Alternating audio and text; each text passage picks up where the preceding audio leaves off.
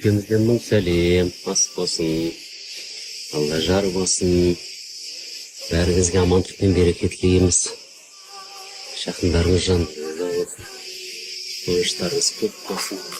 Той сіздерге де жұғысты болсын, ол үйлендіріңіздер, келін үстіңіздер. Қыздар бақытты болсын. Бөлек кет. Демалып отырмын. Қардың бәрін өзірсіз. Сіз көргендей. Сіз көргендей болды, иә.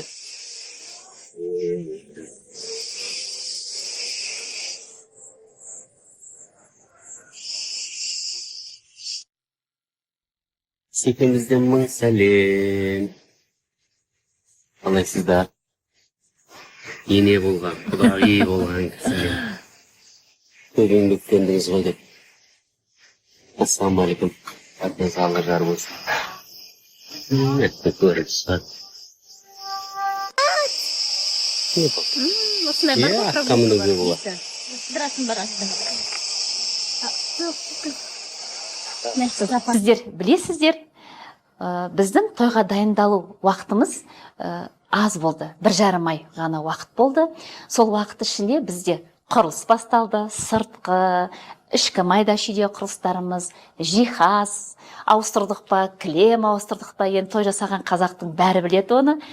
Соның ішінде мінекей перде ауыстыру кезегі де бізге келді. Сол пердені ақтауда жүрген уақытта перделердің бәрін ауыстырып, мен келгенше бәрін дайындап қойды. Мен тек қана онлайн түстерін айтып отырдым. Осындай түс болсын. Енді біздің үйдің стилистикасына байланысты өзімнің талғамымен оларға көмегімді айтып отырдым. Олар өзінің көмегі маған аяған жоқ.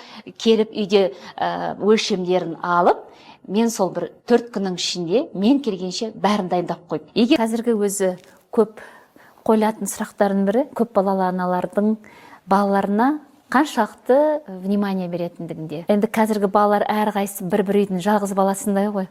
Барлығы сондай қазіргі мынау 2000 жылдан бері қарай туылған балалардың барлығы дерлік. Талғамдарына қарай әрқайсысы вниманиедан кемде емес бұлардың бәрі. Үшеуінің мінезі бізде 3 түрлі. Үшеуі де өзіне әрқайсысы жаңа ханшайымдай бізден талап етеді вниманияны. Кей кезде әкесі сапарда жүреді көбіне. Өз үйде болған уақытта әр балаға жеке-жеке көңіл бөліп, кейде жеке-жеке өзі аяғына салып тербетіп ұйықтатады қыздарын. Біреуін жақсы көрсек, ал менше деп тұрады. Кішісін көбірек жақсы көріп қоямыз енді.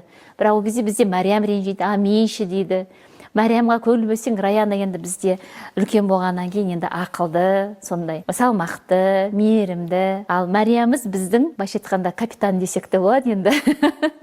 Ал София бізде ерке, біздің еркеміз үйдегі. Мен негізі Сәкеннің қарындастарының шашын, әпкемнің қыздарының шашын жылатып тұрып өретінмін жас кезімде. Ал енді қазір өзімнің қыздарыма келгенде мен бостау өрем, сосын өздеріне ерік берем. Қалай жасайды, жібергісі келе ма шаштарын?